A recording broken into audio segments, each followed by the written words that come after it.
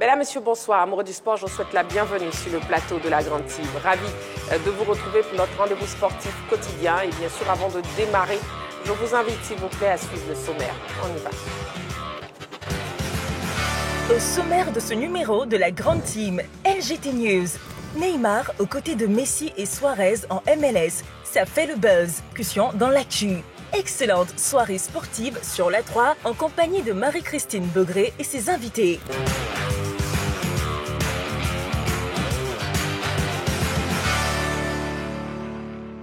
Effectivement, la question LGT de ce soir concerne Traoré Ahmed Junior. Donc, la question est ainsi formulée. Éléphant, Traoré Ahmed Junior mérite-t-il plus de responsabilités? Et vous pourrez bien sûr participer à l'émission, soit en nous appelant sur le téléphone de la 3 dont le numéro est le 27 21 59 93 99, soit en nous écrivant sur la page Facebook de la 3. Bon, les différents canaux pour nous joindre sont donc annoncés. Il reste donc à annoncer le reste de la team. Et ce soir, on aura donc Henri Joël. Bonsoir Henri Joël. Bonsoir Marie-Christine. Roger Stéphane, bonsoir. Bonsoir Marie-Christine. Coach Quadio Georges. Bonsoir la toute belle. Merci beaucoup. Dago Charles, bonsoir. Bonsoir Marie-Christine Bébé. Bon, tu souris? Bref, 90 minutes de direct en votre compagnie, amoureux du sport. C'est toujours un plaisir d'être avec vous chaque soir, du lundi au vendredi, de 20h30 à 22h. Pour ce soir, pour ce jeudi soir, on démarre bien sûr avec LGT News. On y va.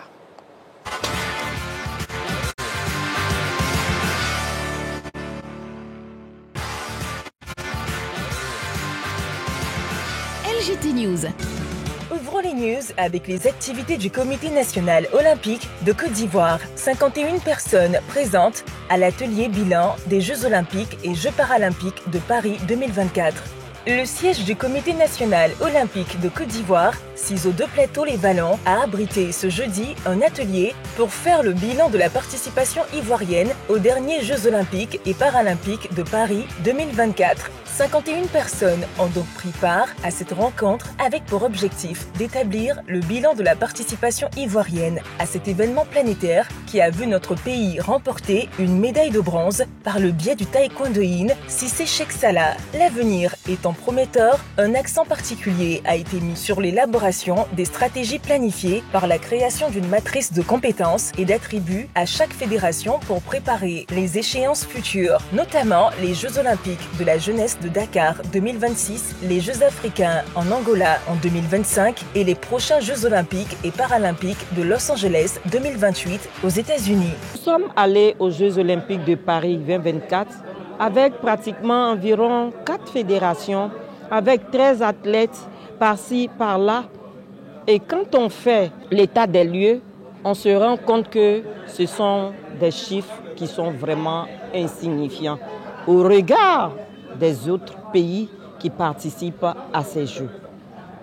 Donc, Monsieur le ministre nous a instruits afin que nous puissions nous réunir avec le mouvement sportif, surtout les fédérations olympiques et paralympiques, et ensemble trouver les solutions idoines afin que les prochains Jeux, nous y soyons en grand nombre.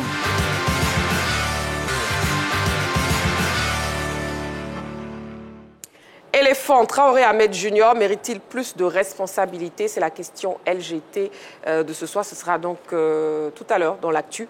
Pour l'heure, le débrief des news et on commence à parler d'abord de basketball avec Henri Joël. Oui, basketball, hier on en parlait, cette nouvelle compétition au niveau de la NBA a commencé la saison dernière, remportée par les Lakers de Los Angeles. Cette saison, ça a changé de nom. Là, avant, on appelait le In-Season Tournament, remporté bien sûr par les Lakers. Cette saison, c'est NBA Cup. Et déjà, on connaît l'affiche des demi-finales qui vont se jouer bien sûr à Las Vegas, puisque les autres matchs se sont joués un peu partout au niveau des États-Unis. Pour cette demi-finale, on aura Atlanta plutôt contre Milwaukee et puis Houston contre OKC. Pour revenir un peu sur cette rencontre entre Houston qui a battu l'équipe des Golden State pour pouvoir se qualifier. C'était un match assez serré. Un seul point d'écart entre les deux équipes. Steph Curry et les autres n'ont pas pu battre cette équipe de Houston qui quand même surprend en ce début de saison, puisque c'est une équipe qui a flirté avec la dernière place du classement au niveau de la conférence Ouest la saison passée, mais cette saison, quand même, c'est une équipe qui est au niveau du haut du classement et qui est en train de surprendre et qui peut-être va remporter la deuxième édition de cette compétition. Donc, à partir de samedi, on aura les demi-finales pour savoir quelles équipes plutôt vont disputer cette finale pour la deuxième édition de la compétition. Très bien, Henri Joël. Et puis, on passe au foot à présent. Football, Coupe de la Confédération CAF. Les Mimosas sont à Alger. Oui, le déplacement de l'ASEC Mimosa du côté de l'Algérie pour la troisième journée de la phase de poule de la Coupe de la Confédération. Les Mimos sont arrivés du Botswana le mardi. Ils se sont envolés dans la nuit de mercredi. Ils sont arrivés donc depuis ce jeudi du côté de l'Algérie. Le haut niveau n'est pas facile. Il n'y a pas de repos du tout pour les joueurs de haut niveau. Certainement le même groupe qui était du côté du Botswana, Foli, Zouzou, Ate, Dakwa, Sako, Djerasuba, Amoussou et Kankongo, si je prononce bien.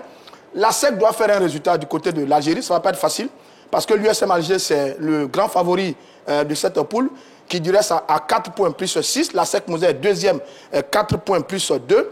Ce sont donc les deux meilleures équipes de la poule, les deux premiers de la poule qui s'affrontent. L'enjeu, véritablement, c'est la place de numéro 1 de cette poule au thème de la phase aller, de la phase de poule de cette Coupe de la Confédération. La SEC a des âmes. La SEC a fait un très gros match face à l'équipe Garaf 2-0. On s'en souvient bien ici à Abidjan. Ensuite, la SEC allait arracher un match nul, j'ai envie de dire, un peu mitigé, 0-0 du côté du Botswana face à l'équipe de Orapa. Maintenant, le niveau va monter d'un cran parce que l'adversaire s'appelle l'USM Alger. En plus, le match se joue en Algérie. Tous nos voeux accompagnent les jeunes noirs. On espère qu'ils vont revenir avec un bon résultat. Un bon résultat, c'est une victoire. Ouais. Un bon résultat, c'est aussi un match nul. Mais une défaite ne va pas faire rougir les jeunes noirs parce que dans ce type de compétition, on gagne ces matchs à domicile et on va négocier les matchs à l'extérieur. On espère que Julien Chevalier et sa belle bande vont négocier un très bon match face à l'USM Alger. Mais ça ne va pas être facile. Et coach Kadjo, je pense que ça ne sera pas facile aussi. C'est sûr que ça ne va pas être facile parce que quand même, ils reviennent d'un long voyage et puis ils continuent sur Alger. La récupération va être pas facile pour les joueurs de la SEC. Mais connaissant cette équipe de la SEC qui sait voyager, qui n'a pas perdu quand même au Botswana et avec Julien Chevalier, il a quand même eu une petite expérience de cette équipe de la SEC et il a conduit cette équipe sur plusieurs années ici et je sais qu'ils savent voyager et ils vont pouvoir réussir là-bas parce que c'est une équipe qui a ce tempérament malgré cette difficulté en championnat national, mais arrive à bien voyager, à bien représenter la Côte d'Ivoire. Donc je pense qu'ils sont partis pour faire un très bon résultat. Juste une petite précision. Oui, juste une petite précision. L'USM Alger, il y a 2 ans, a éliminé la SEC Mozambique en demi-finale de cette même compétition. Il y a 2 ans. Bon. C'est ce que je voulais ajouter. On va prendre aussi. Bon, non, c'est ce que je voulais juste ajouter. C'est pas facile la pour la revanche, SEC. là, oui. Voilà, parce qu'il faut essayer de reconnaître quand même que cette équipe de la SEC n'est pas trop en forme du côté du championnat. Et donc, bon, j'ai vraiment bien envie de l'avoir rebondi dans cette compétition. Parce que ce qui est plus intéressant, c'est que les footballeurs ivoiriens jouent mieux quand il s'agit des trophées au niveau international parce qu'on se met beaucoup plus en exergue. Parce que là, il y a beaucoup plus de lampions sur ces différents matchs-là. Et c'est fort possible que ces enfants-là arrivent à se transcender. C'est tout le mal que je leur souhaite. En tout cas, bonne chance aux Mimosas, bonne chance à la SEC Mimosa. Sénégal, on continue avec vous, Dago Charles. Déjà, on parle d'un maintien, on part vers un maintien de Pape Thiaw. Oui, ce qui serait tout à fait logique.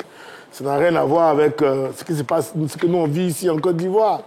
Oui, moi quand je prends l'exemple, par exemple, aujourd'hui quand je vois la Fédération ivoirienne de football se poser des questions au sujet de la direction technique nationale, alors qu'on a Alain Guaméné qui est déjà intérimaire, pour moi on devrait pouvoir lui donner cette place-là. Juste, cette parenthèse me permet de rebondir sur la question que vous posez. Ouais. Thiaw, c'est normal qu'on valide vraiment son ticket de sélectionneur national du côté du Sénégal. Il a eu l'équipe du Chan, il a remporté le Chan avec l'équipe. Il était intérimaire, il était adjoint. Et il a participé à tous les combats avec le sélectionneur Cissé. Voilà. Donc, c'est tout à fait normal qu'un tel entraîneur qui a vécu tout ce processus-là, au finish, on lui confie une équipe nationale.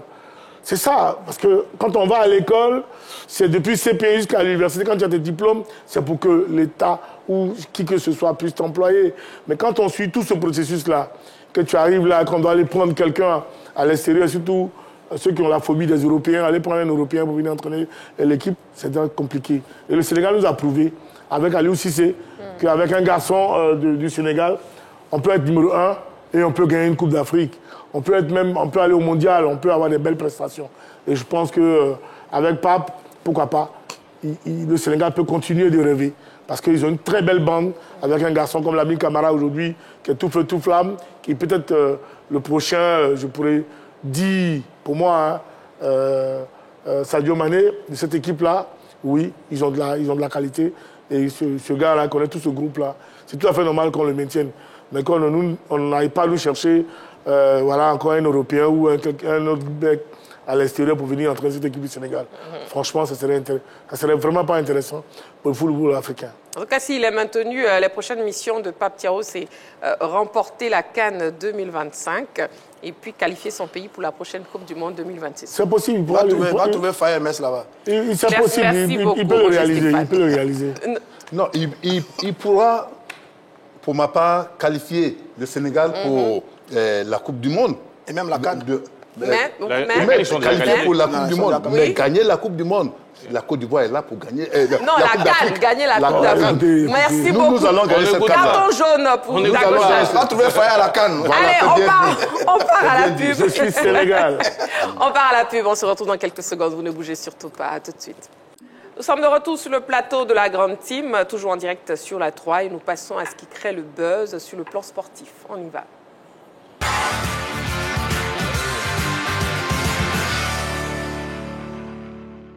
Alors c'est Neymar pour ce soir. Neymar pourrait retrouver ses amis Messi et Luis Suarez en MLS. C'est ce que croit savoir la presse du Golfe Persique. Déjà, regardons cette vidéo avant, bien sûr, d'en parler sur le plateau de la Grande Team. On y va.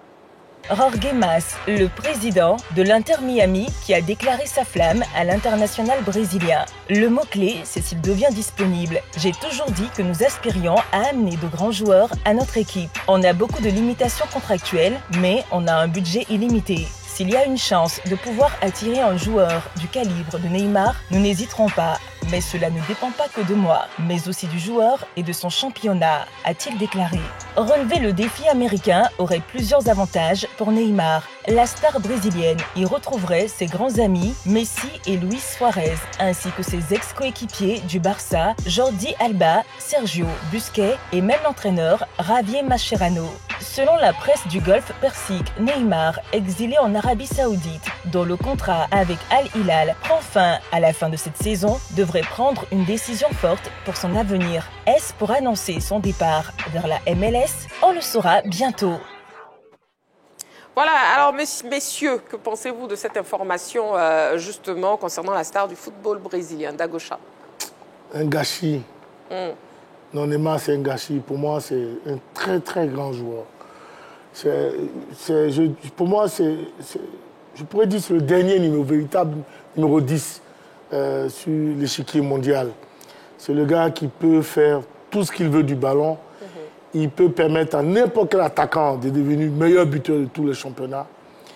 Et lui, il peut faire la différence dans tout. Donc, franchement, c'est vraiment un très grand joueur.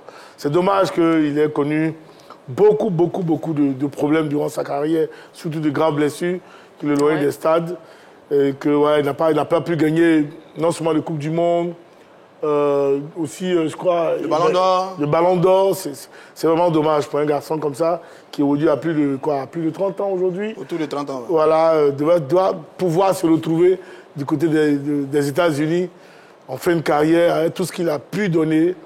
Franchement, c'est un gâchis. Le président Simplice Demessé Zinsou parlait de ce type de joueurs-là comme des espoirs, des éternels espoirs. Et je pense que voilà, ce garçon-là représente tous ces éternels espoirs-là, ceux à qui on a cru, au travers desquels on pense que voilà, ils peuvent tout réaliser parce qu'ils savent tout faire, mais qui malheureusement n'ont pas pu, ils ne sont pas allés jusqu'au bout.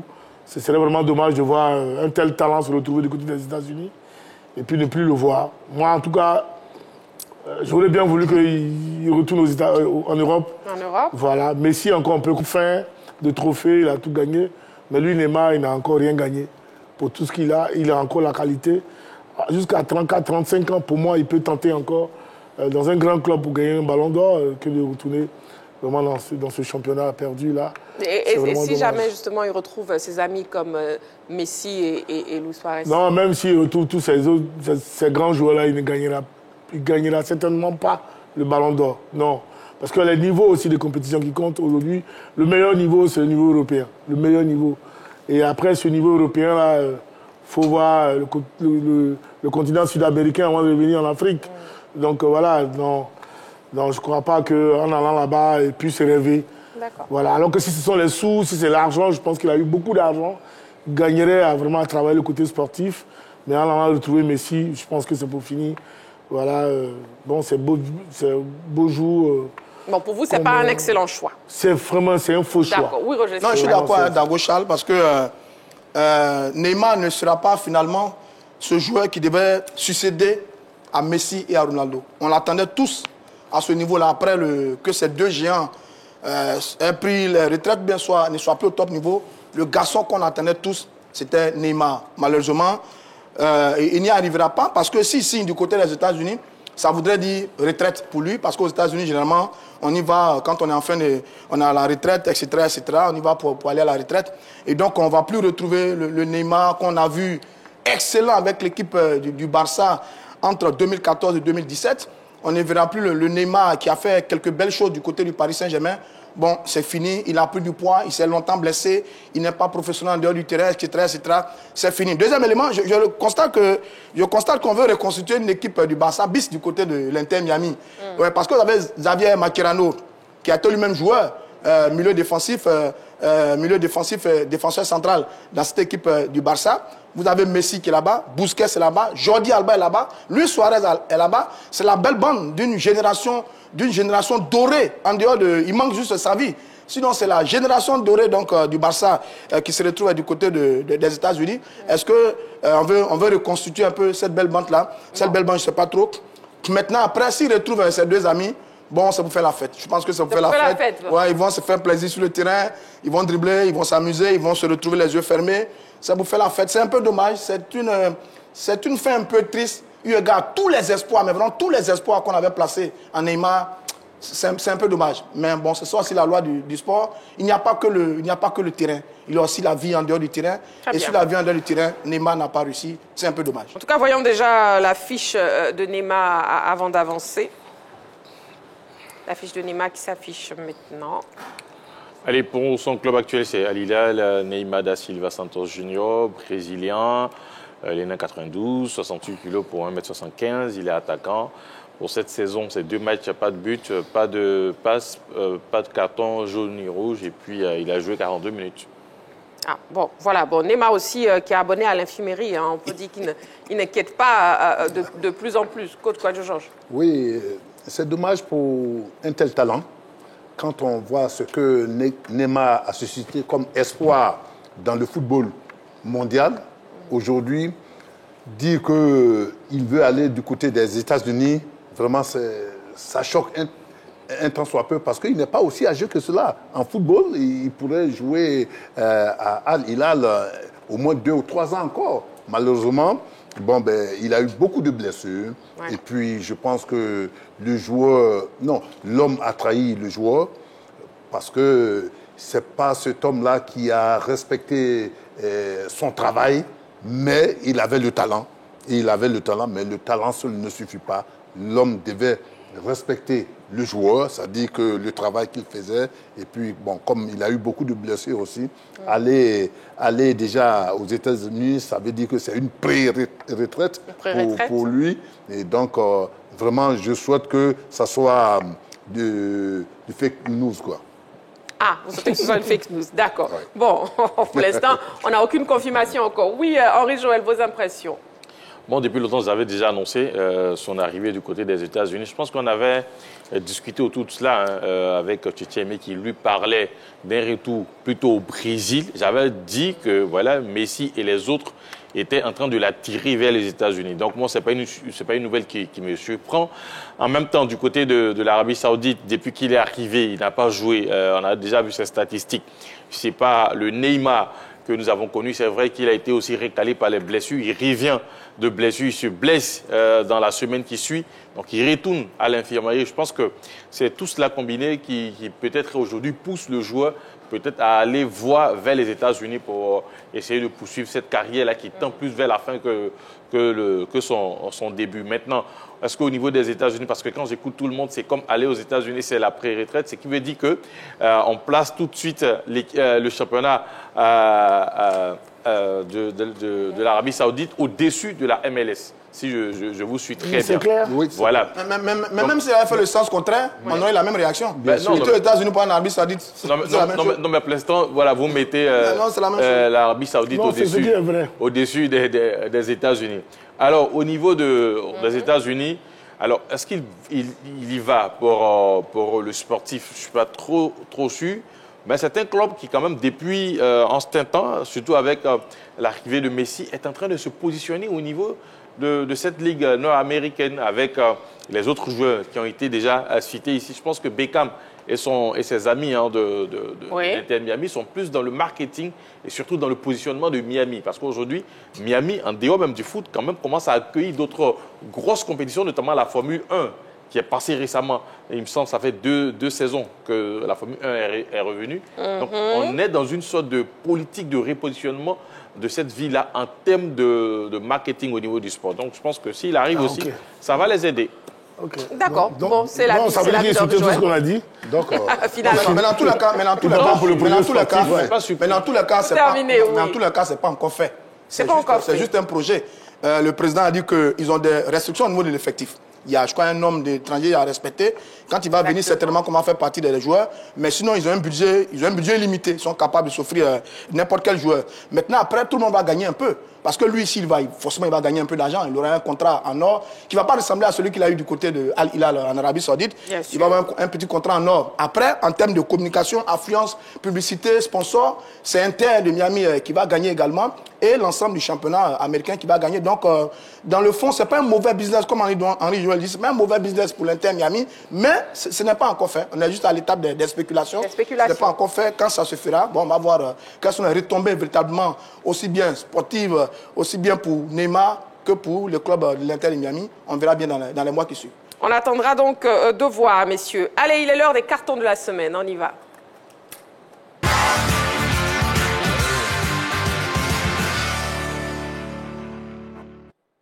Les cartons de la semaine, nous sommes jeudi soir et vous connaissez le principe, très simple. Chaque chroniqueur choisit de commenter un fait de l'actualité sportive et bien sûr, il attribue un carton selon son appréciation. Alors, nous avons le carton vert satisfaction, le carton jaune avertissement et le carton rouge sanction. Et on commence tout de suite avec le carton de Dago Charles. Mon carton, c'est le carton vert, voilà, que j'adresse à Gboo Sylvain, parce que nous étions au terrain lorsque l'Africa Sport évoluait face à Agboville. Agboville, oui. Et Gboo Sylvain a fait un super match. Durant les dernières minutes pratiquement du match, il nous a réalisé 2 sorties.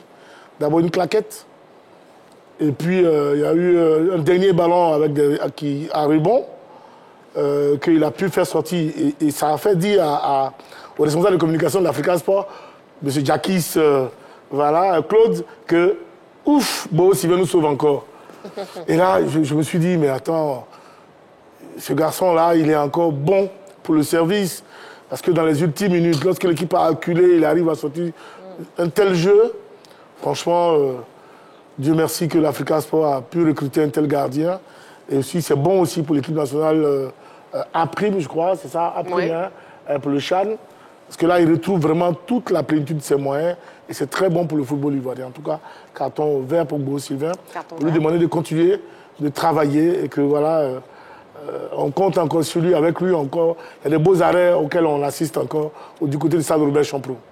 Gboo Sylvain qui était au cœur du débat par rapport à la question LGT hier, justement, on demandait s'il était paraphraser une pièce maîtresse de l'Africa Sport. Donc, votre réponse? Ah oui, non, il est monsieur 40% de cette équipe-là. Voilà. Très bien. On a eu donc la réponse de Dago Charles. Alors, le prochain carton, c'est le carton d'Henri Joël. Il est de quelle couleur? Carton vert. OK. Pour le président de la Fédération ivoirienne de basketball, Moussa Diarra, qui était face à la presse le mardi pour son bilan de la première année de mon mandature. Il a quand même égrené pas mal d'activités déjà réalisées au sein de cette fédération qu'il dirige. Et puis, il a parlé des équipes nationales, notamment l'équipe nationale chez les hommes, comme chez les dames. Moi, je vais plutôt revenir sur l'équipe nationale des dames, puisque la Côte d'Ivoire, en 2025, en juillet 2025, va recevoir l'Afro-Basket féminin. Ça sera du côté du Palais des Sports de Treichville. Et il en a profité à 1 an, je dirais, à 9 mois de ce grand rendez-vous. Il a déjà nommé le staff technique qui devra conduire cette équipe nationale pour la compétition. Alors, il s'agit de Stéphane Leite, qui sera le head coach. Stéphane Leite, que vous pouvez déjà voir avec l'affiche sur l'affiche qui est là. C'est un coach qui a quand même 15 ans dans le haut niveau du basketball féminin du côté de la France. Alors, sa spécialité, c'est quoi? C'est que c'est un coach qui prend les équipes à petit budget. Il s'arrange pour les qualifier pour les compétitions européennes.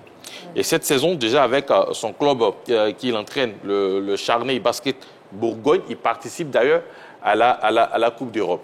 Il aura à côté de lui Christelle Ngarsané, pour ceux qui suivent très bien le basketball. C'est une ex-internationale ivoirienne qui est devenue coach aujourd'hui aux États-Unis, qui est là-bas surtout en WNBA. C'est l'équivalent de la NBA chez les dames. Donc, elle fait ses coups au niveau de cette ligue-là. Alors, pour le premier rendez-vous de Stéphane Leite avec les joueuses ivoiriennes, ça sera avec celles qui évoluent déjà en France, parce que le président a expliqué un peu la difficulté de pouvoir réunir toutes les joueuses au même moment, à un même endroit, par rapport aux différentes ligues dans lesquelles elles sont. Donc, il va pour l'instant aller avec les joueuses qui sont du côté de la France. Pendant ce temps, Ngassané sera du côté des États-Unis pour les joueuses ivoiriennes. Très bien. Aux États-Unis. Donc, un carton vert pour le président de la Fédération ivoirienne de basketball, M. Moussa Diarra, par Henri Joël. Le carton de coach Kouadio Georges. Mon carton, il est vert par rapport à l'équipe de la FAD qui vient même de perdre son match cet après-midi. Mais c'est la première défaite depuis que la FAD a commencé à glaner des points dans ce championnat Ligue 1. Et on a des joueurs comme Topio, on a un entraîneur comme Kofi Firmin qui fait un bon travail. L'équipe du président Jacques Anouma a vraiment porté ce championnat-là. Donc, je leur donne ce carton vert pour exprimer ma joie et leur demander, même s'ils ont perdu cet après-midi, rien n'est encore perdu, ils peuvent toujours continuer comme ils ont commencé et ils produisent seulement du bon football et ensuite ils gagnent. Mais aujourd'hui, dans le Money Time, en 5 minutes, ils ont pris 2 buts, ce qui leur a causé cette défaite. Mais je pense qu'ils peuvent se racheter. Et donc, carton vert pour le travail accompli. D'accord, coach Kouadio Georges. Oui, Roger Stéphane. Non, j'ai également un carton vert. Ah, vous êtes aimable ce soir. C'est un beau jeudi. Carton vert à l'AS CCI, c'est l'amicale des supporters des clubs de Côte d'Ivoire. C'est une association qui a été créée le 27 février 2021. En 3 ans, cette association compte plus de 8000 membres à travers la Côte d'Ivoire et elle est dirigée par Tani Gobou. Son objectif, c'est mobiliser les supporters autour du sport en Côte d'Ivoire, à toutes les compétitions et autour de toutes les fédérations sportives. Ah, c'est une autre mission. Cette année, cette association a travaillé à mobiliser les supporters autour de la CAN. Elle a travaillé à mobiliser les supporters autour de la Marathon, 2 compétitions qu'on a brillamment gagnées. Elle a travaillé à organiser les supporters des clubs des différentes disciplines sportives. Bon, c'est un chantier qui est vaste et qui est bien mené par cette association. C'est un travail de fourmi. Cette association est partout. Son président, Tani Gobou est partout. Je lui ai même demandé poliment cette semaine d'arrêter de m'envoyer les vidéos de ses activités parce qu'il en fait tout le temps. Et ici, je ne sais pas où il enlève cette énergie, mais vraiment, je voulais féliciter cette association qui, du reste, était là à travers son président ce lundi pour accompagner nos boxeurs et qui se prépare à prendre d'assaut le Palais des Sports ce samedi par rapport au choc des Titans. Je voudrais vraiment adresser un chaleureux carton vert à cette association qui travaille très bien, qui mobilise très bien, qui a un président qui est très, très dynamique et qui donne envie d'aller suivre les différentes compétitions autour des différentes disciplines sportives. Carton vert à l'amicale des supporters des clubs de Côte d'Ivoire et à son président Tani Gobou. Merci beaucoup à vous, les membres de la team. Carton vert à vous, parce que vous êtes très aimables ce soir. Comme Roger Stéphane l'a dit, c'est un très bon jeudi. Allez, on marque une pause, très chers téléspectateurs. Vous ne bougez surtout pas, dans quelques secondes seulement. On se retrouve pour la suite de notre émission. À tout de suite. Alors, en première partie de l'actu, ce soir avec la question LGT, Éléphant Traoré Ahmed Junior mérite-t-il plus de responsabilités? Et en deuxième partie de l'actu, on fera le point de la 6e journée de la Ligue des Champions de l'UEFA. Ça sera tout à l'heure. Traoré Ahmed Junior mérite-t-il plus de responsabilités? Le téléphone est ouvert. Le 27 21 59 93 99. Vous pouvez dès à présent nous appeler ou bien vous pouvez nous écrire sur la page Facebook de la 3. Traoré Ahmed Junior brille dans la Ligue 1 française avec l'AJ Auxerre, mais avec les éléphants, le joueur ne bénéficie pas toujours d'un statut à la hauteur de ses performances en club. Traoré Ahmed Junior mérite-t-il plus de responsabilités avec la sélection nationale? Regardons cet élément préparé par la rédaction et après, bien sûr, on revient sur le plateau pour en parler avec les membres de la team. À Lyon, la victoire devant Rennes et surtout un autre succès du sélectionneur Patrice Baumel. Le technicien français lui fait confiance et lui permet de disputer sa première CAN au Cameroun en janvier 2022. Son successeur, Jean-Louis Gasset, continue sur cette lancée et utilise régulièrement Ahmed Junior Traoré. Malheureusement, une sévère crise de paludisme empêche le joueur de participer au Sacre des éléphants à la CAN 2023. Ses performances dans le championnat français lui valent un retour en sélection sous la conduite d'Emers Faé. Mais celui-ci l'utilise avec parcimonie, alors que de nombreux observateurs appellent à accorder aux joueurs un rôle plus important avec les éléphants. Ahmed Junior Traoré mérite-t-il plus de responsabilités en équipe nationale de Côte d'Ivoire? On ouvre le téléphone, le 27 21 59 93 99. Mais déjà, voyons de façon synthétique l'affiche et les performances de Traoré Ahmed Junior avec l'AJ Auxerre cette saison.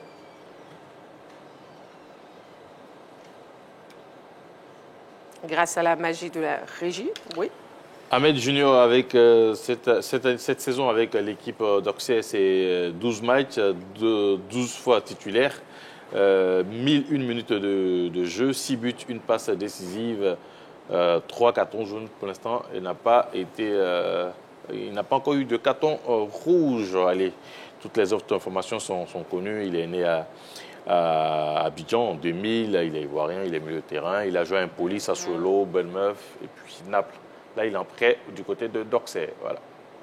Voilà, allez, la question LGT donc de ce soir est posée. Messieurs, à vos panonceaux, s'il vous plaît, Traoré Ahmed Junior mérite-t-il plus de responsabilités avec les éléphants? C'est un grand nom pour Roger Stéphane, un non aussi pour Henri Joël, un non pour coach Kwadjo Georges et un oui pour Dago Charles. Dago Charles, on vous écoute. Un instant, l'appelant est présent. Monsieur Demandé Mamadou de Sipilou. Bonsoir, monsieur Demandé Mamadou. Marie. Oui, monsieur Demandé. Lucine. Bédé, bonsoir ma belle. Bonsoir, monsieur Demandé Mamadou. Bienvenue sur le plateau de la grande team. Bon, carton vert pour toi. Ah bon? Ton complet rose là, avec la carrière à mettre le plateau, constitué uniquement des braves garçons, carton vert. Merci beaucoup, monsieur Demandé Mamadou. Vous êtes un amour. Allez, on vous écoute. J'ai salué le plateau. Oui. Mon ami Daouda qui est de l'Africa et il magnifie Sylvain Bou. Donc, on a ensemble. D'accord. Bon, oui, Traoré Ahmed Junior, monsieur Demandé Mamadou, oui. Christine, oui. C'est l'emblème de notre grand entraîneur Aimé Faye. C'est l'homme en forme du moment que il sait toujours pour conseiller l'équipe nationale pour le Maroc, le Mexique. Donc Traoré, c'est là qu'il est actuellement là. S'il continue comme ça, il met encore... il met plus que ça même. Parce qu'il va convaincre encore Aimé Faye, l'appeler et puis lui donner un traitement meilleur. Donc moi, je dis oui. Pour le moment, il est en pleine forme. Et s'il continue ce là, il va convaincre Faye au Maroc 2025 et ils vont à la table. Oui, monsieur Demandé Mamadou. Bon, le coach Kwadjo Georges, il te regarde toujours avec un œil gauche, il est salué. Bon, allez, bonne ensemble. Merci beaucoup, monsieur Demandé Mamadou. Sacré monsieur Demandé Mamadou qui nous appelait donc de Sipilou. Allez, Dagochal, on vous écoute. Vous avez donné un oui. Oui, pour la simple raison que quand tu regardes sur les 30 ou les 35 joueurs avec lesquels Faye MS a évolué depuis peu, sinon depuis Gassé même, je dirais, il est le seul véritable numéro 10. Il est le seul véritable numéro 10, et le seul qui est capable de pouvoir garder le ballon dans l'entrejeu, de faire jouer ses camarades. Et là, à travers le championnat de Ligue 1, voilà, Ligue 1 française, il retrouve toute la plénitude de ses moyens, et tout son talent, le talent de buteur, de passeur, tout et tout. Parce que voilà, du côté d'Italie, ça n'a pas été évident pour lui. Et je pense qu'on l'a plus apprécié par rapport à ce qu'il a fait en Italie. Et là, depuis le début de la saison, il retrouve vraiment toute la confiance, tout le talent qu'on lui connaît. Parce que c'est un garçon, comme je l'ai dit, c'est vraiment le dernier numéro 10 qu'on a dans cette équipe-là. C'est vrai que Faye MS ne joue pas avec un véritable numéro 10 si on se fie à ses derniers matchs. Surtout le dernier match face au Tchad, il a joué avec Crasso comme un 9,5 à côté de Bayo Vakoum. Mais je pense qu'il gagnerait, à mon sens, effectivement, à exploiter ce garçon-là, à beaucoup lui faire confiance. Et parce que, oui, il est capable de sortir d'un dribble et puis enchaîner d'une frappe. Quand on voit tous ces différents buts-là, ce sont les gestes de véritables numéro 10. Parce que quand on sort d'un dribble ou d'un on devrait pouvoir lui accorder du temps. Ça n'enlève en rien le talent que je reconnais aux autres aussi.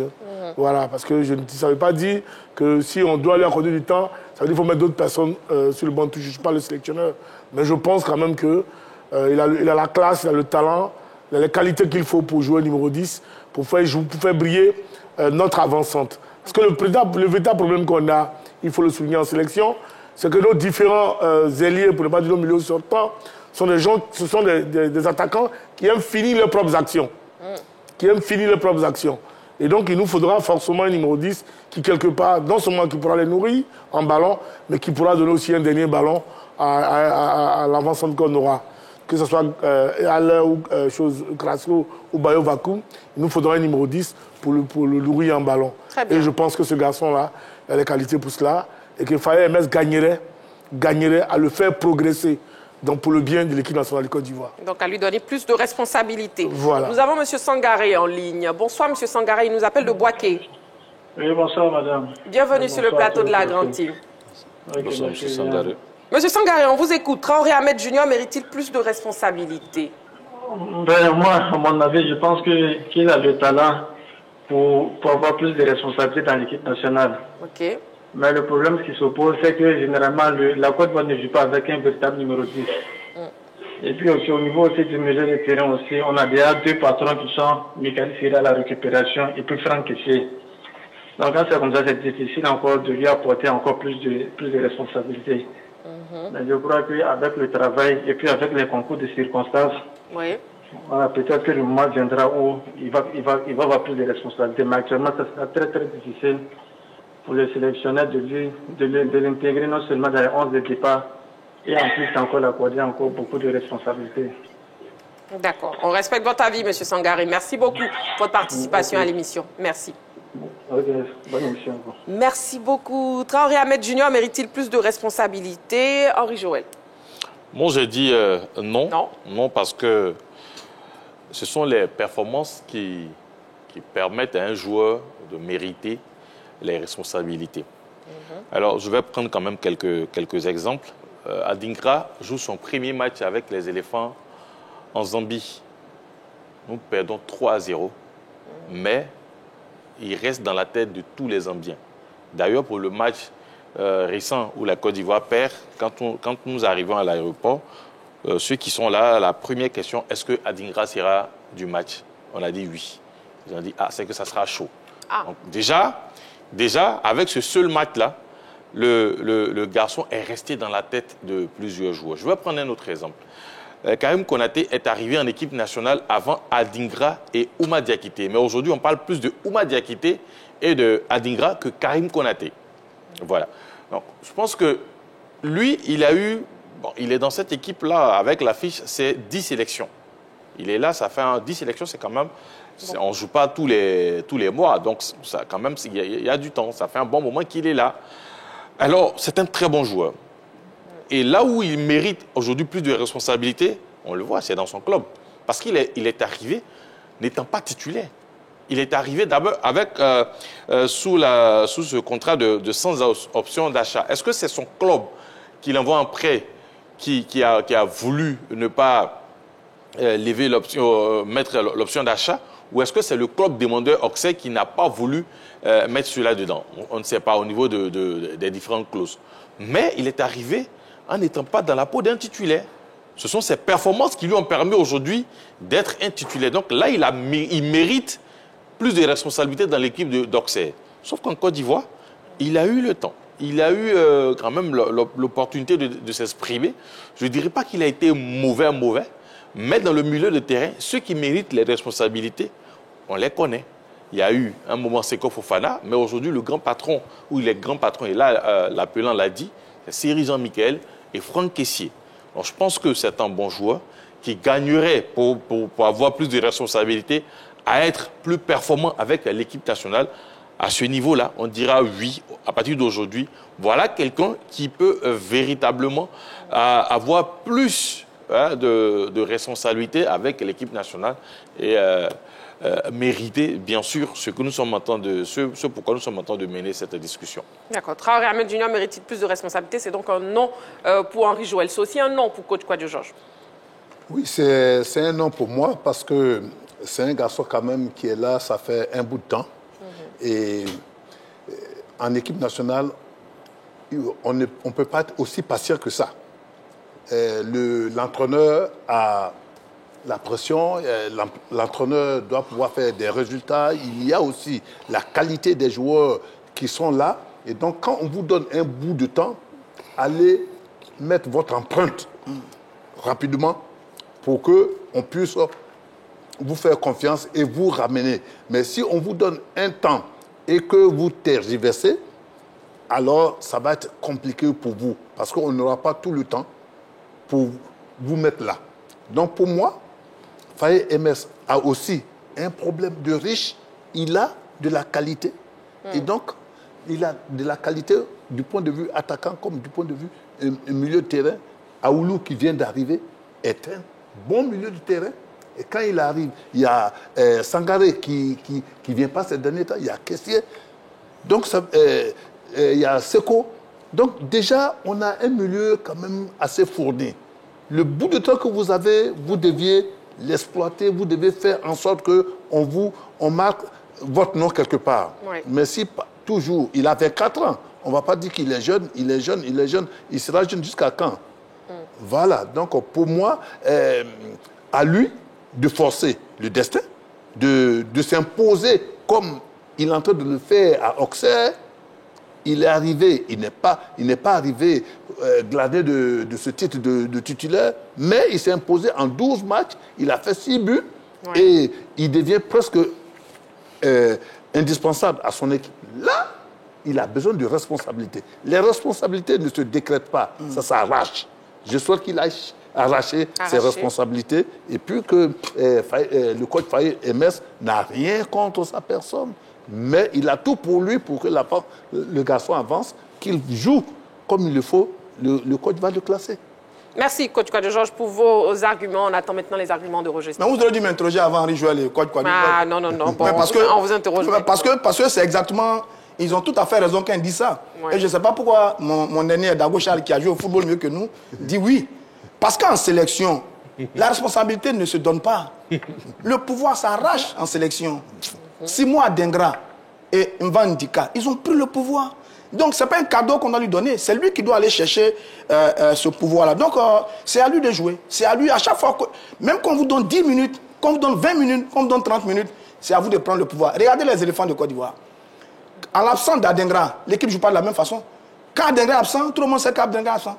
Quand Adengra est là, on sait également qu'Adengra est là. Donc, Traoré Ahmed Junior, lui également, dans sa façon d'être et d'être performant avec la sélection, c'est à lui de nous montrer que quand il est absent, l'équipe va mal, et quand il est présent, l'équipe performe.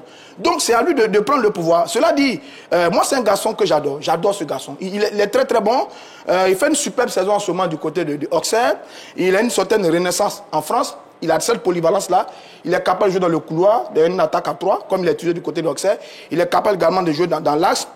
J'ai souffert pour lui et avec lui, quand un mystérieux Palu lui a fait manquer la dernière CAN. Je ne sais pas où ce Palu a quitté, parce que c'était l'un des jeunes pousses en qui Gassé avait parfaitement confiance, qui avait fait un superbe match amical à Ebempe avant cette Coupe d'Afrique, et que juste après a eu ce mystérieux Palu. Donc c'est un peu dommage. Bon, là maintenant, il a retrouvé du jeu, il a retrouvé un nouveau club, un nouveau championnat, de nouveaux coéquipiers. Il fait son retour en sélection, c'est à lui de prendre le pouvoir. Dans le milieu de terrain des éléphants, il y a deux catégories. On a les anciens, que sont, je viens de me retrouver, que sont Seri, Kessié et Seko. Et puis on a les nouveaux, que sont Mao, Amani et Diomandé. Sur ces 6 joueurs, je pense qu'il peut aller chercher sa place. Mais ça, c'est à lui de le démontrer sur le terrain. Parce qu'il est très bon avec Auxerre. S'il arrive à faire cette mue pour avoir la qualité qu'il a avec Auxerre, évidemment, Faye Mess, qui lui est très intéressant avec les jeunes, parce que Faye Mess, il ne fait que faire confiance aux jeunes. Il n'y a donc pas de raison qu'ils se disent, ah tiens, ce garçon, il performe en club, je le vois performer à l'entraînement, je le vois performer quand je lui donne 10 minutes, il n'y a pas de raison que je ne donne pas plus de responsabilité. Mais la responsabilité, elle ne se donne pas, elle se gagne. Donc c'est à lui d'aller la chercher dans le milieu du terrain des éléphants de Côte d'Ivoire. Très bien, nous avons M. Dali, il nous appelle de Yopougon. Bonsoir M. Dali. Bonsoir madame. Bienvenue sur le plateau de la Grande Team. Bonsoir. Oui, bonsoir madame, bonsoir tout le monde. Bonsoir M. Dali. Oui. Oui, moi ce qui me fatigue un peu l'histoire de l'entraîneur, c'est qu'il y a les bons joueurs. Il y a les bons joueurs en Côte d'Ivoire. Monsieur Dali, répondez à la question d'abord, s'il vous plaît. Oui. Traoré Ahmed Junior mérite-t-il plus de responsabilités? Oui, c'est un très bon joueur. C'est un très bon joueur. Surtout le dernier match, il a prouvé que vraiment il est bon. C'est que même M. Davochal a dit, c'est vrai. C'est un bon joueur. Il faut donner la possibilité aux gens de prouver aussi. Mais pas parce que les autres ne sont pas bons. Les autres aussi sont meilleurs aussi. Mais ce que disent les journalistes qui font des analyses, c'est vraiment une bonne chose. Donc moi, ce que je voulais juste dire, c'est que c'est vrai que l'entraîneur, il est bon, mais moi, ce que je ne comprends pas, il n'y a pas de fond de jeu. Sincèrement, il n'y a pas de fond de jeu. Depuis, c'est vrai qu'on a pris la coupe. On a pris la coupe, certes, c'est vrai. Mais moi, ce que je déplore un peu, c'est que je ne vois pas le fond de jeu. Monsieur Dali, c'est bien noté. C'est malheureusement pas le fond. C'est malheureusement, puisque je dis le fond, c'est malheureusement pas le sujet de ce soir. Mais merci beaucoup pour votre réponse. Voilà. Traoré Ahmed Junior mérite-t-il plus de responsabilités chez les éléphants? C'est la question LGT de ce soir. Voilà, très chers téléspectateurs. Oui, Dagochal. Marie-Christine, je vais juste rebondir sur ce que mes confrères ont relevé. La question est relative à l'actualité de ce garçon. Elle ne rebondit pas dans ce qu'il a produit. Aujourd'hui, il est à Auxerre, il a 6 buts, il est 30 à 40% de cette équipe-là aujourd'hui. Il est pratiquement le meilleur joueur d'Auxerre. À partir de cet instant, on doit avoir notre regard de ce garçon. C'est force de ce nouveau regard que je dis que ce garçon-là, on doit pouvoir le regarder aujourd'hui autrement. Parce que, à la vérité, quand tu vois l'équipe nationale de Côte d'Ivoire jouer, je l'ai dit, je le répète, il n'y a pas de numéro 10. On n'en a pas. Et c'est le garçon aujourd'hui qui peut jouer du pied gauche, du pied droit, que ce soit sur les différents côtés. Quand on me prend l'exemple d'Adengra, mais tous ceux qui jouent sur les ailes, je voudrais préciser, et je suis un peu embarrassé parce que le coach Georges est là, il sait que dans l'entrejeu, il y a beaucoup de jambes. Ce n'est pas tout le monde qui a les qualités pour réussir dans l'entrejeu, là où il y a beaucoup de jambes. Mais quand tu te trouves sur le côté où tu es face à face avec un individu, pourvu que tu sois juste avoir du talent, que tu arrives à éliminer ton vis-à-vis, que tout de suite là, le public crie. Mais dans l'entrejeu, il y a un coup de rein, il y a des choses qu'il faut que tu aies, il y a des aptitudes naturelles que tu dois avoir pour pouvoir faire des différences. Et ce garçon-là, pour moi, il en possède. Et si on lui donne la latitude aujourd'hui où il trouve toute la plénitude de ses moyens, on lui donne le temps de jouer comme un numéro 10 avec 2 derrière, c'est Jean-Michel, Franck Kessié, et qu'il est devant un match, 2 matchs, ils vont se retrouver. Parce que ce qu'on retrouve, que ce soit Franck Sessego et autres, ils se sont retrouvés très vite. Hein. Il y a beaucoup qui ont joué ensemble depuis les cadets et les juniors. Hein. Ils sont ensemble beaucoup depuis pas longtemps. Donc, il y a les messages et les communications qui passent. Donc, ce garçon-là, aujourd'hui, avec lui, on peut avoir un autre type de jeu de l'équipe nationale de Côte d'Ivoire. Avec lui, on peut jouer avec un véritable numéro 10 qui peut venir épauler l'autre numéro 9. J'ai pris l'exemple qui est clair, celui du match face au Tchad. D'aucuns penseraient qu'on a joué avec 2 attaquants de pointe. Mais on a joué avec un attaquant de pointe qui est Barreau Vakoum, autour duquel tournait Crasso. Mais Crasso est dans une position de numéro 10, pratiquement. Et là, agréablement, il a surpris beaucoup de personnes. Parce qu'il rémisait, il plongeait, il jouait les choses. Donc voilà les qualités dont dispose ce garçon-là. Okay. Si on le met là, qu'on lui continue de lui faire confiance, il n'y a pas de raison que ce garçon nous prouve que voilà, il peut accompagner l'équipe nationale. Et puis, il faut souligner aussi qu'un entraîneur peut faire progresser un joueur. Ça, c'est très important. En tout cas, moi, Charles Dago, Yeo Martial m'a fait beaucoup progresser. Avec Quadio Georges, Bonketia Martin, je joue en numéro 8 et je joue en numéro 10. Quand je suis arrivé à l'Africa Sport avec Guillaume Martial, il a fini par me faire jouer en numéro 9 et j'ai fini meilleur buteur de l'Africa Sport et c'est en qualité numéro 9 que je suis retourné en Europe. Et donc, quand tu es un entraîneur, tu vois le potentiel d'un joueur, tu peux aussi, pour les besoins de la cause, donc on retient qu'un entraîneur peut faire progresser un joueur. Merci Dago Charles. Justement, parlons d'entraîneur. L'entraîneur de l'AJ Auxerre, voyons ce qu'il dit de Traoré Ahmed Junior. On l'écoute. Nous avons ce petit truc en plus qui s'appelle Junior Traoré et qui nous sort une belle épine du pied. Nous avons la capacité de faire bien mieux dans le jeu dans lequel nous avons été très pauvres. Il nous a manqué beaucoup de choses dans les connexions entre joueurs, dans la précision. Ainsi, Junior Traoré a été très moyen en première période, mais c'est lui qui nous donne la victoire au bout. Voilà donc les propos de l'entraîneur. Oui, coach Quadio Georges. Non, c'est bien dit. Le coach qui le suit tout le temps, qui est avec lui, dit qu'il a été moyen, mais il arrive à marquer ce but. En première mi-temps. En première mi-temps. En première mi-temps. Oui. Non, je ne viens pas en contradiction de tout ce que tu as dit. Non, un entraîneur doit pouvoir faire progresser un joueur, mais c'est les entraîneurs qui font progresser leurs joueurs. Sinon, aucun d'autre ne peut faire progresser le joueur si ce n'est pas l'entraîneur. Donc, pour moi, je dis que ce garçon, il a de la qualité. Mais c'est lui-même qui doit pouvoir se mettre en valeur pour le peu de temps qu'il aura en équipe nationale. Faye a donné la chance à certains qui ont prouvé. Donc aujourd'hui, où il se trouve, il a le vent en poupe. Il peut faire mieux que ça encore. Parce que 24 ans, ce n'est pas 24 jours. C'est quand même... il a une certaine maturité. Donc, pour moi, il faut qu'il continue, il faut qu'il marque encore des buts, il faut qu'il s'impose à la conscience de l'entraîneur et il va le mettre. Il n'y a pas de souci. Il n'y a pas de souci. C'est bien noté. Je ne pense pas que notre entraîneur ait quelque chose... contre lui. Contre tous ses joueurs même. Traoré Ahmed Mamadou, dit coach à Niagami. Le formateur de Traoré Ahmed Junior parle de son poulain et donne son avis sur le sujet.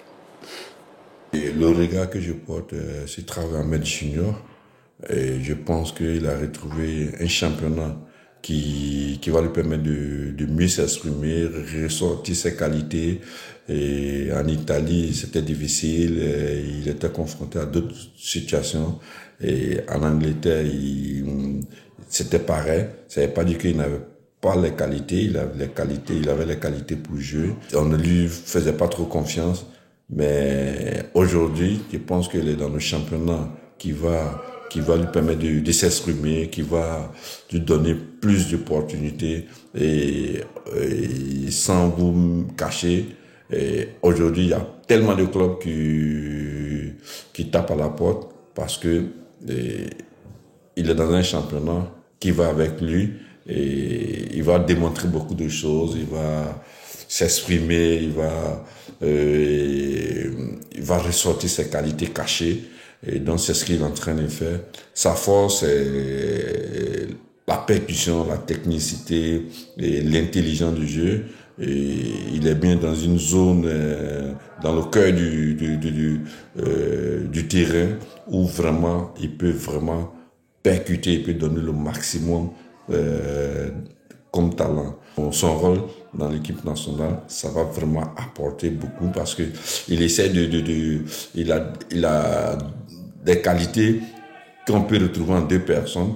Donc c'est quelque chose vraiment, c'est quelqu'un qui pourra beaucoup apporter à l'équipe nationale. Il aura une grosse responsabilité dans l'avenir. Donc faut vraiment compter sur lui. Voilà un peu mon point de vue. C'est donc le point de vue du formateur de Traoré Ahmed Junior. Il s'agit de Traoré Ahmed Mamadou, dit coach à Niagami. Voilà. Et puis, le public sportif ivoirien s'est aussi exprimé sur la question LGT. On l'écoute. Pour ma part, je pense qu'il doit mériter beaucoup plus de responsabilités. Voilà, on l'a vu avec Simon Degra, qui était plus jeune, qui nous a donné le meilleur de lui-même pour nous offrir cette coupe-là, aujourd'hui, cette Coupe d'Afrique des Nations. Donc, avec beaucoup plus de responsabilités, surtout avec le poste qu'il joue, auquel il évolue, je pense qu'il a besoin de beaucoup plus de confiance et de responsabilités pour pouvoir vraiment faire avancer la sélection. L'équipe de Côte d'Ivoire a besoin d'un 10. Voilà, il y a eu des matchs où Faye a, on peut dire, essayé plusieurs joueurs en 10 et puis bon, ça n'a pas trop donné. Mais lui, j'ai vu un peu ses matchs à Sassuolo et puis ses matchs récents un peu à la J, Auxerre, c'est un peu... En tout cas, c'est un gars qui est bon en 10. Voilà, donc si Faye peut l'essayer et puis voir ce que ça donne. Je peux dire oui. Ouais, parce que, d'abord, il est encore frais, il est encore jeune. Et d'abord, même deux encore dans son club, même d'abord, il prouve là-bas. Avec ce qu'il fait en club, je pense bien qu'arriver au pays, à l'équipe nationale, il doit fournir encore plus d'efforts pour jouer encore, pour aider encore plus le pays, pour prouver ce qu'il fait en club. Il doit venir prouver ça au pays. On termine donc la première partie de l'actu avec Traoré Ahmed Junior. On passe à la deuxième partie de l'actu qui concerne la Ligue des Champions. La Ligue des Champions de l'UEFA, dans sa nouvelle formule, était à sa 6e journée, mardi et mercredi. Les gros font la loi, mais il y a quand même quelques belles surprises. On regarde déjà, on voit les résultats de la soirée d'hier. Puisque nous avons déjà vu les résultats de la soirée de mardi. L'Atlético de Madrid s'est imposé 3-1 face au Bratislava. Lille a battu Sturm Graz de Yalkoué 3-2. Le Milan disposait de l'Étoile rouge de Belgrade 2-1. Victoire 3-0 de Arsenal face à Monaco. Dortmund a été surpris à domicile par le FC Barcelone 2-3. Le Feyenoord a battu Sparta Prague à 4. Deux grosses, grandes, ou je dirais large victoire du Stuttgart face à Young Boys, 5-1. La Juventus a enfoncé encore une fois l'équipe de Manchester City à 2-0. Et puis un match nul entre Benfica et Bologne 0-0. Et nous faisons à présent le point sur le classement. Un classement qui est très très long, il faut le dire. Vous avez les 8 premiers qui sont déjà, c'est-à-dire qu'en l'état actuel, ce sont ces 8-là qui sont qualifiés directement pour les 8e de finale. Liverpool, Barcelone, Arsenal, Leverkusen, Aston Villa, Inter, Brest et Lille.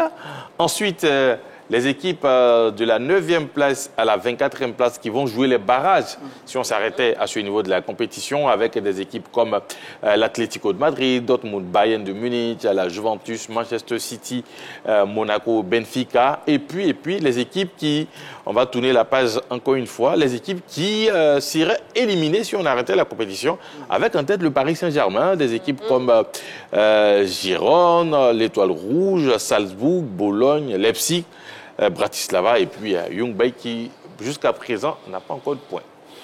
Alors, quel commentaire global déjà, messieurs, au terme de la 6e journée? Henri Joël. Deux clubs français qui créent la surprise, notamment Brest et Lille, qui sont dans le top 8. On ne les attendait pas à ce niveau de la compétition, ce qui veut dire que ce que vous avez dit est intéressant en ce qui concerne la nouvelle formule de cette Ligue des Champions. Ouais. Ensuite, une équipe en difficulté, c'est le PSG, qui est parmi les 3 représentants français. Et d'ailleurs, on n'attendait pas l'équipe de PSG à ce niveau de la compétition, à cette place bien sûr.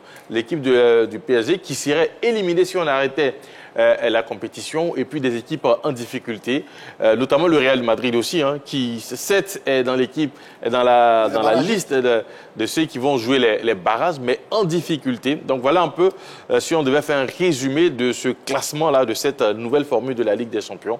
Des surprises, les clubs français, des surprises encore un club français, le Paris Saint-Germain, et puis des gros un peu en difficulté.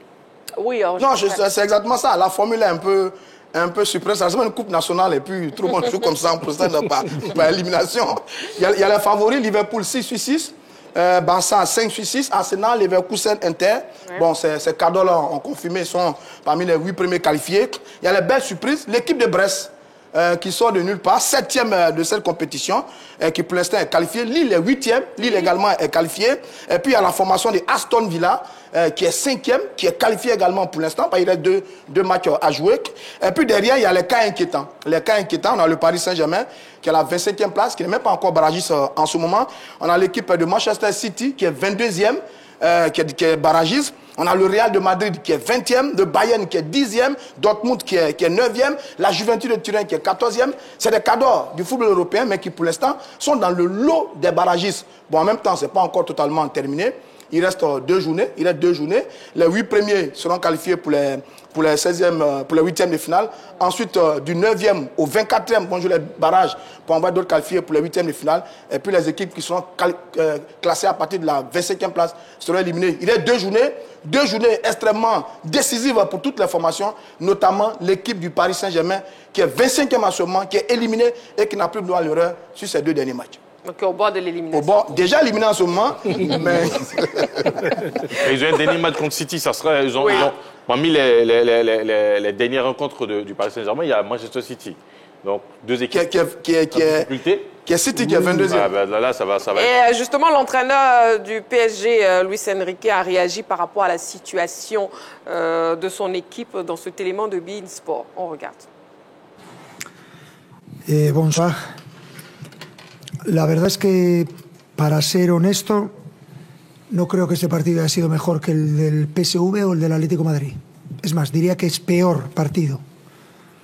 Pero el capricho del fútbol es que con el PSV empatas, con el Atlético de Madrid pierdes y hoy ganas. Yo creo que deberíamos llevar bastantes más puntos de los que llevamos. Eso indica las estadísticas, eso indica nuestro rendimiento. Aceptamos que tenemos que mejorar, pero es evidente que el resultado refuerza al equipo y como no sabemos los puntos que se van a necesitar, ni los goles, es posible que con un gol, la diferencia de un gol, te vayas fuera de la Champions. Era importante hacer goles y hemos tenido los últimos 10-15 minutos 2 o 3 goles más para hacer, pero bueno, vamos paso a paso. El siguiente partido será el City, uno facilito, o sea que vamos a intentarlo.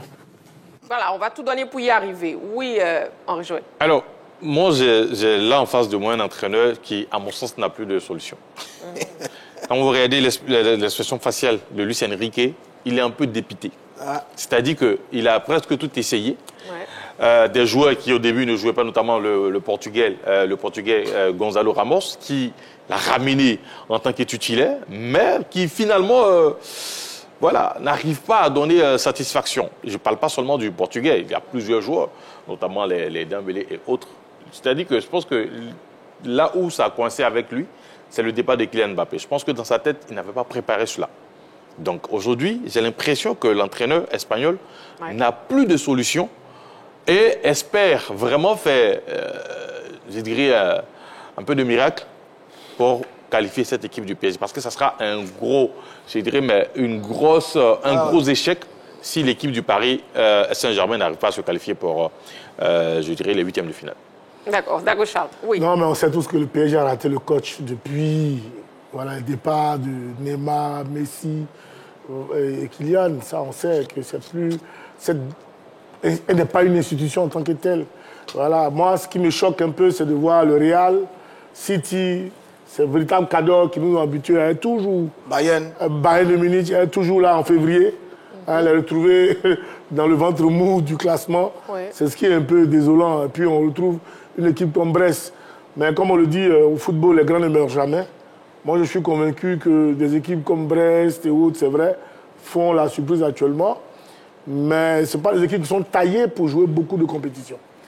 Parce que voilà, le rythme, tout ça, il y a plein de choses qui rentrent en ligne de compte pour pouvoir tenir un peu dans la durée.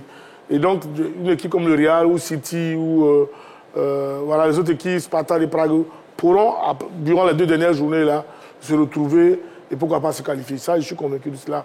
Parce que, voilà, non, on ne vient pas en Ligue des Champions comme ça, voilà, comme un cheveu sur la soupe. Oui, coach Kadjo, on vous écoute. Je pense que cette nouvelle compétition, quand même, a surpris... La nouvelle formule. Voilà, la nouvelle formule a surpris plus d'un.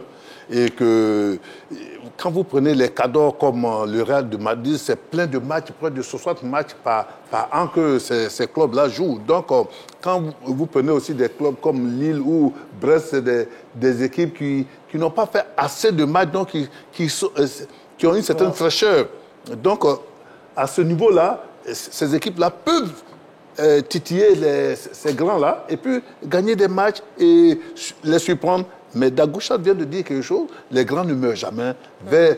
Au dernier match, ils peuvent se ressaisir. Mais cette fois-ci, il y a quand même City, il y a le Paris Saint-Germain, il y a le Real, le Bayern.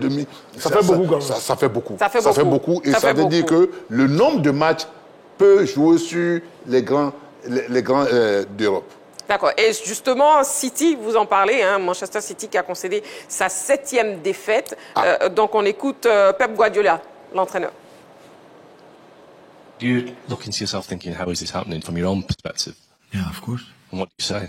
What's the answer? I have my thought. I said the game I played really good. I analyzed. You said what happened in the results is one question. I am asking here, what do I play today? I play really good. And of course I question myself in the good moments and the bad moments. I was stable in the good moments and I'm stable in the bad moments. Of course, I try to find a way and do it, but the game was there. So I'm incredibly honest about knowing when we don't play good or don't play good. Always the game will save us.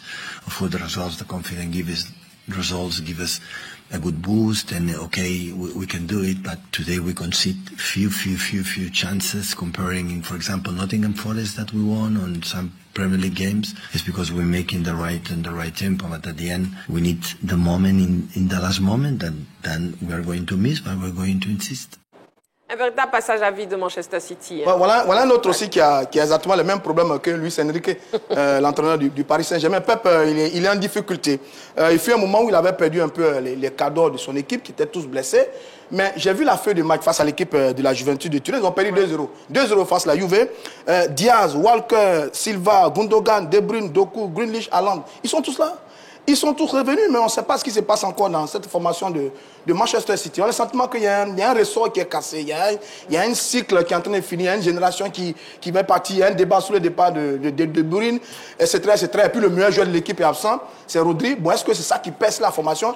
Mais j'avoue que City, en championnat, ils sont complètement décrochés par rapport à l'équipe de Liverpool. Et là, ils sont 22e. Heureusement qu'ils ne sont pas encore éliminés, parce que ça aussi, il faut qu'on en tienne compte. Hein. Il y a cette partie de la compétition où toutes les équipes jouent ensemble. Ouais. Mais après, vous aurez les barrages. Dans les barrages, il y a une autre gestion. Parce que ça devient un match à élimination directe. Dès ce instant, les grandes équipes là, sont capables d'aller jouer contre des équipes barragistes d'un moins calibre. Parce que ce qu'il y a pu voir, même si on ne maîtrise pas tous encore totalement la formule de cette compétition, le 9e sur les barragistes, le 9e va jouer le 25e, le 8e, le 24e, le 8e va jouer le 23e, etc., etc. À partir de cet instant, City, Real, peut se retrouver face à des petites équipes. Ils peuvent donc passer ce cap des barrages. Maintenant, quand on va arriver en 8e de finale, alors là, c'est une autre compétition. Ça va être une autre compétition où on va retrouver le Real. Souvenez-vous, Kylian Mbappé, qu'est-ce qu'il dit? On vous attend dans la deuxième moitié du championnat. Donc après, ça va être une autre compétition. Mais pour le City, Paris Saint-Germain, Pep Guardiola et lui, c'est compliqué. On a le même problème avec leurs joueurs, leur style de jeu et leurs résultats. Oui, on a là la preuve que Rodri mérite son ballon d'or. Que depuis son absence, c'est ça. Depuis son absence, cette équipe de City, on l'avait dit. On l'avait dit la saison passée. À chaque fois qu'il était absent, cette équipe de City avait des problèmes.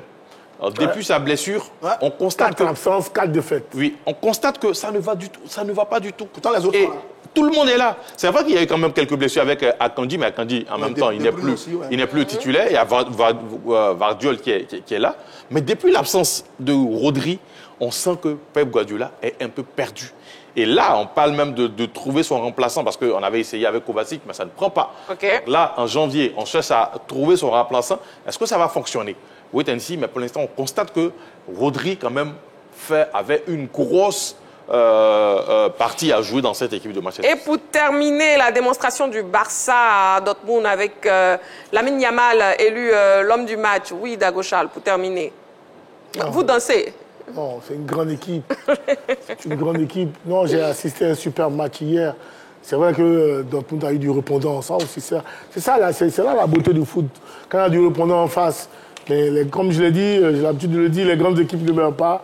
Ouais. Au match de football, il faut être concentré durant 90 minutes. Et cette équipe du Barça a montré que, voilà, sur cette compétition-là, pour l'instant, voilà, elle joue très bien le coup.